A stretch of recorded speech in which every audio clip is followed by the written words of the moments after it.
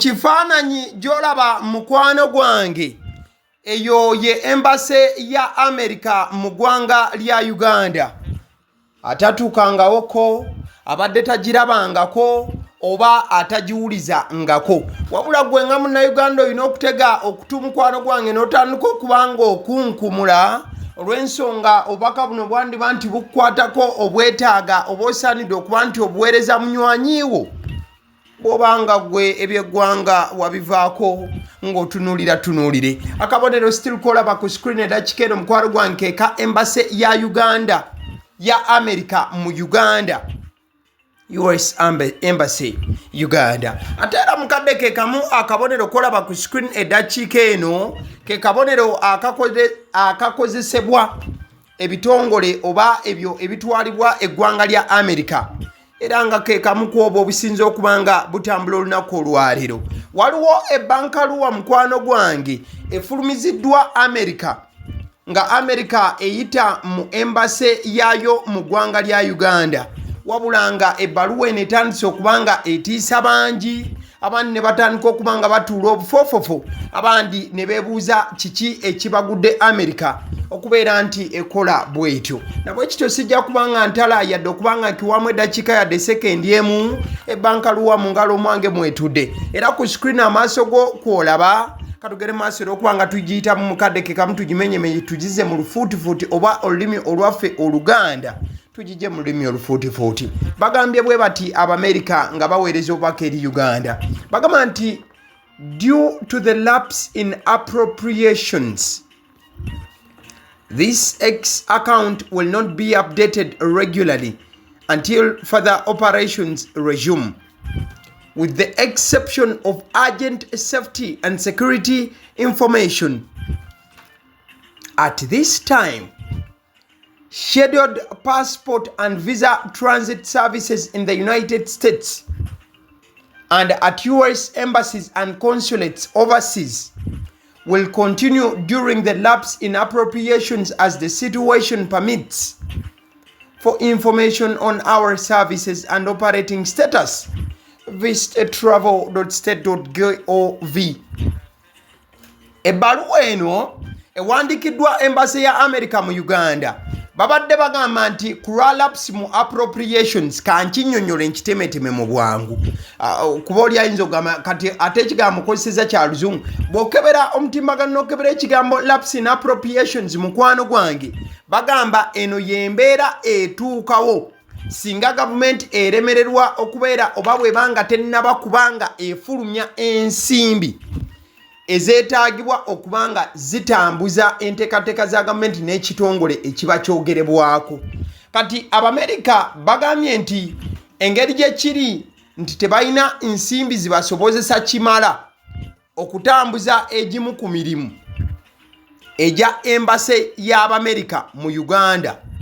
Basoose ne baggalawokko ekitundu oba ettundutundu erimu eri emirimu gya America mu ggwanga lya Uganda. Era bagambe nti omukutu ogwo gwa X mugenda kuba temukyalabanga bifa ku America mu Uganda nga baba updatinga. Era bagambe nti wokka wojja okuba nti owulira obubaka obukwata ku America ne embassy yaabwe mu Uganda nga just balina ensonga ya security gye bakoonako ate nga terinda. Kane bagamba nti essaawa zino abeetaaga passport, visa za America n'ebiringa ebyo musobola okubanga mukyalira embassy ezo, wabula mugenda kuba temukyawulira bubaka buli awo kuva eno. In fact ebibadde ng'ebyolusaagiriro okwetegereza ku mukutu gwabwe ogwa Facebook ekiwandiiko kye kimu. Omukutu oguli official ogwa Facebook bakitaddeyo nga balaga nti era ne Facebook kye kimu bayimiriza enkola zonna okubeera nti baweereza communications ez'enjawulo nga bakozesa emitimbagano gyabwe nga bagamba due to the lapse in appropriations. Waliwo Munnayuganda yeetaaga okwongera okufuna okunnyonnyoka kuno. There is a partial government shutdown that began after Congress meets its January 30th deadline to pass key spending bills. Kati mu America eyo government yasazeewo okubanga ebitongole ebimu esooka n'ebiggalawokko ebitundutundu oba ettundutundu erimu eri ebitongole ebimu olw'ensonga waliwo ensimbi ezirina okuba nga zitambuza emirimu ezitannafulumizibwa oba gye wandiise nga paaliyamenti.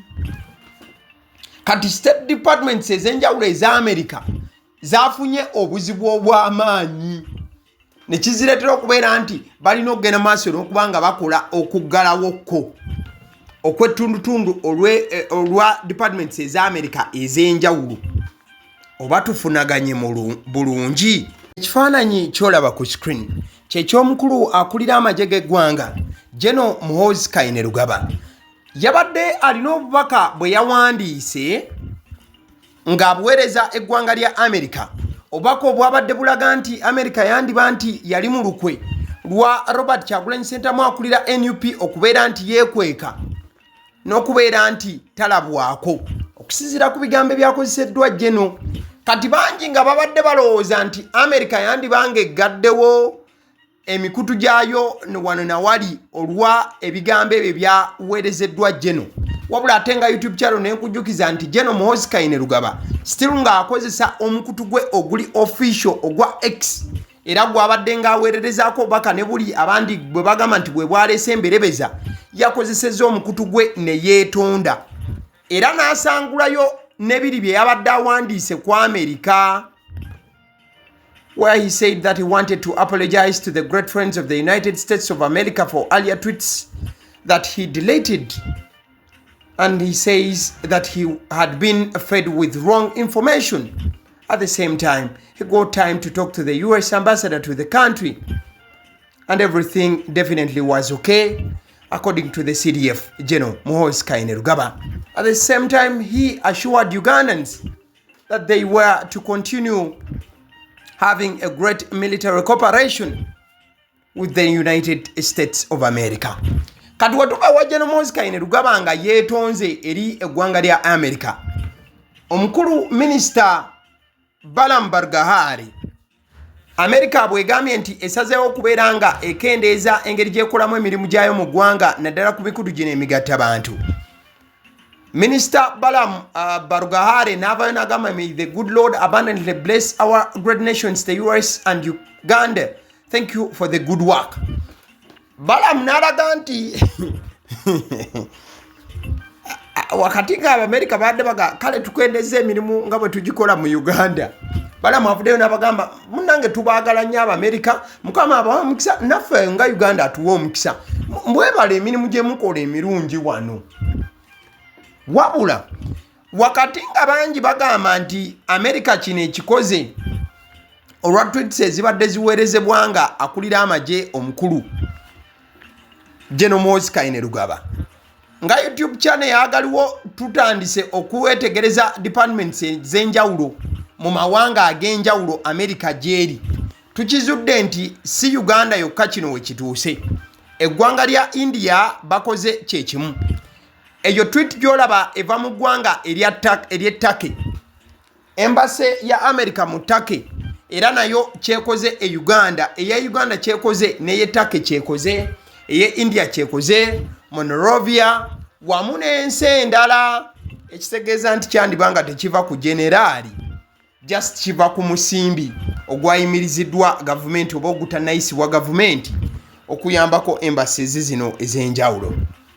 Ekifaananyi kyolaba kya Honorable Ssemujjuŋŋanda kikwasiza bangi ennaku n'amaziga, ng'alabika yeewuunaganya n'okubeera nti asiibula Parliament.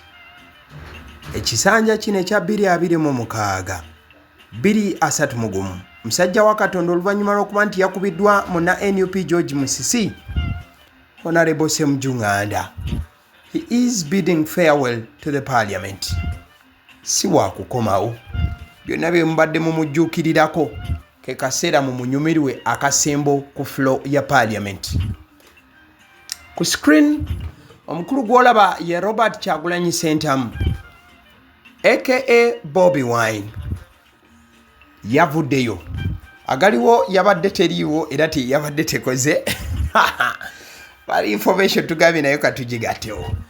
Bobi Wine yavuddeyo n'ayogera ku bikolwa ebyakolebwa ku mukyala we era n'aweereza obubaka eri General Muhoozi Kainerugaba. Ekifaananyi ky'olaba kye kya Bobi ng'ali mu maka ge we yali alumbiddwa abasajja abawanvu n'abampi. Kati ekifaananyi kino kyasharingiddwa General Muhoozi Kainerugaba akulira amagye g'eggwanga. Kati generali we yasharinze ekifaananyi kino yagaseko obubaka obwabadde bugamba nti this is when our soldiers captured and then released Kabobi's wife Bobi. She was very helpful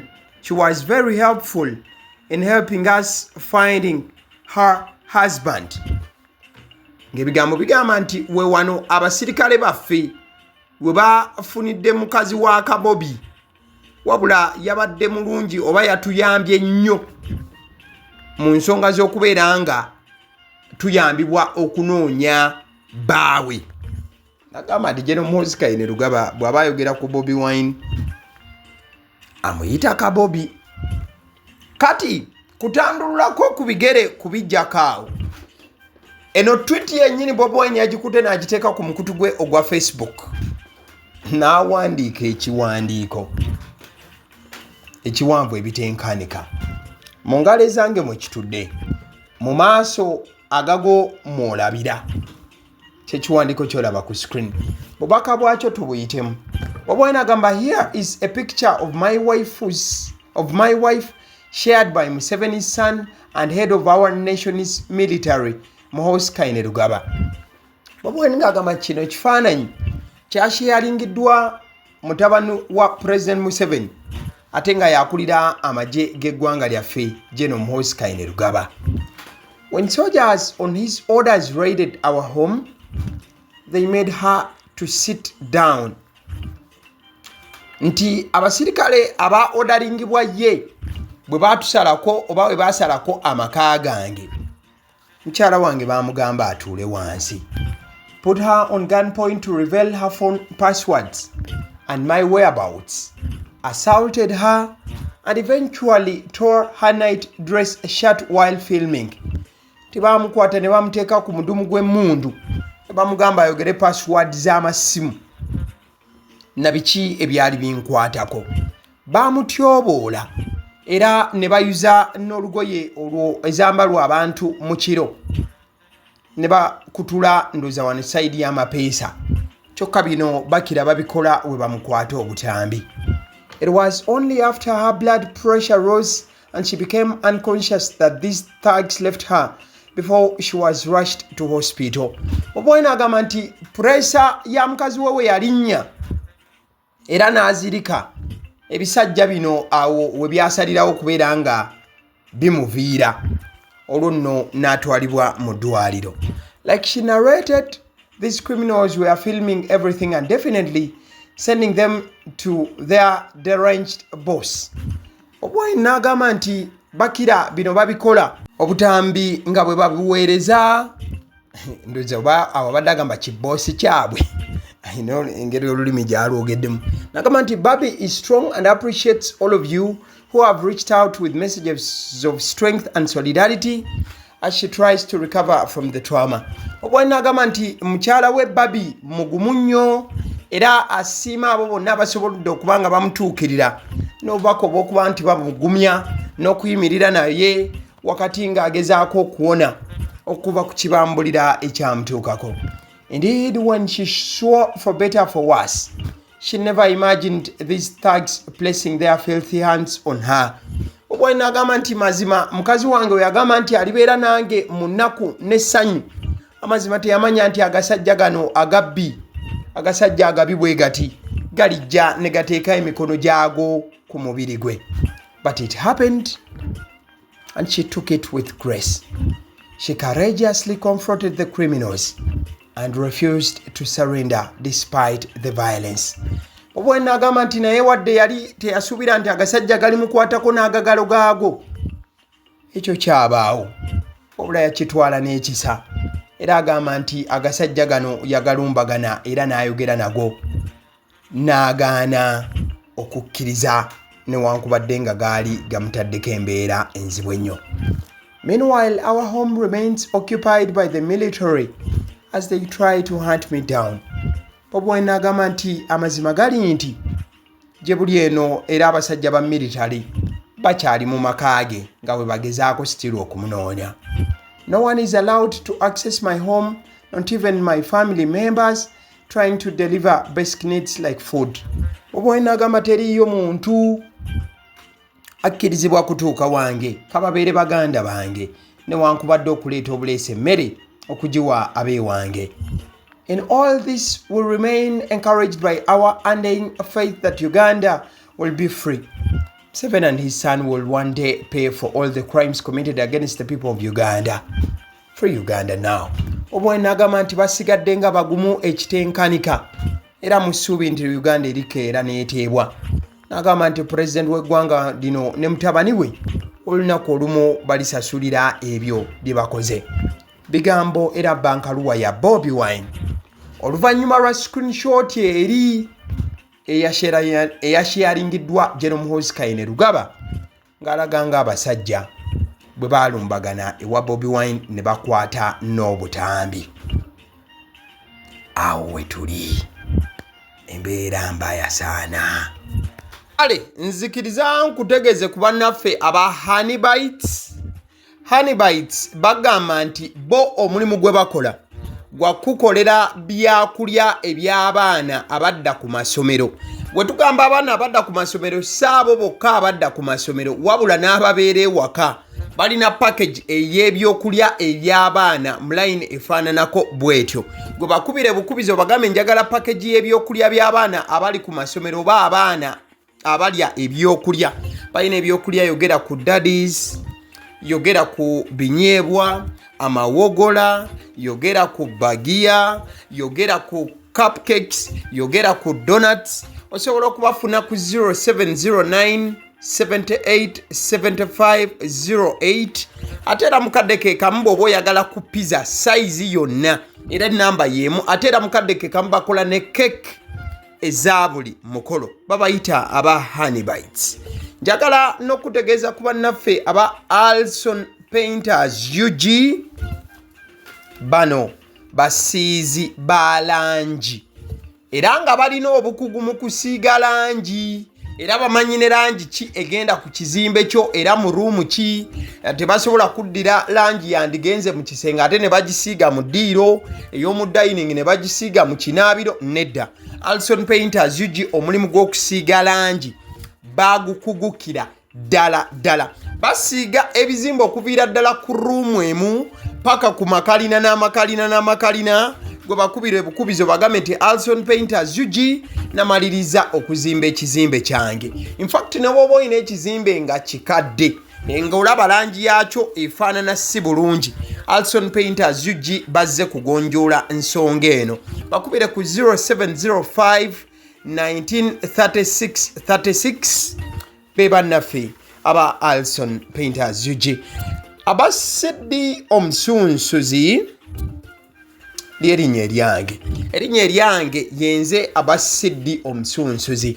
Yenze atuula emabega w'omuzindaalo buli lunaku era ly'eddoboozi ly'owuliriza ku mukutu guno aba Sedi Omusunsuzi ly'eddoboozi eryo era ng'omukutu kwoli gwe guno ogwagaliwo. Nagamba nti information yonna gy'olaba ku channel eno tetugattamu kintu kyonna ate tewali kye tutoolamu. Information nga bw'eba eyingiddewo ffe bwe tugikwata ne tugikuwa. Kati gwe omulabi n'osalawo ki eky'okukozesa information eyo. Kati ky'ogenda okukola mukwano gwange bw'oba omaliriza okulaba vidiyo eno, likinga, commentinga ki ky'olowooza, mukadde ke kamu subscribinga bw'oba nga omukutu guno oli mupya. Ate era mukadde ke kamu sharingira mikwano gyo girabe vidiyo eno ate ne videos endala ku mukutu guno. Agaliwo YouTube channel mwebale kutulaba.